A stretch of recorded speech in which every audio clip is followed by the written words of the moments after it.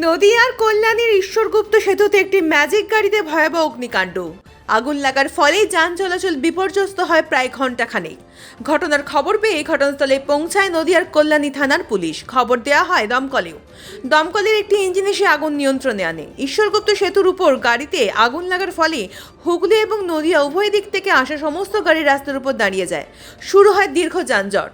আগুন নিয়ন্ত্রণে আসার পর পুলিশ এবং দমকলের প্রচেষ্টায় ঈশ্বরগুপ্ত সেতু থেকে সরানো হয় ভূষ্মীভূত গাড়িটি।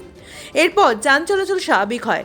দমকলের প্রাথমিক অনুমান 4 চাকার ম্যাজিক গাড়ির ইঞ্জিন বিভ্রাট হয়ে এই অগ্নিকাণ্ড। যদিও গাড়িতে আগুন লাগার ঘটনা তদন্ত শুরু করেছে কল্যাণী থানার পুলিশ সূত্রে জানা গেছে, ম্যাজিক গাড়িটি হুগলির দিক থেকে নদিয়ায় আসছিল যাত্রী নিয়ে। আগুন লাগার সাথে সাথেই গাড়ির চালক ও যাত্রীরা সকলে তড়িঘড়ি করে নেমে আসে গাড়ি থেকে, আর সেই কারণে কোনো প্রাণহানি বা আহত হবার ঘটনা হয়নি।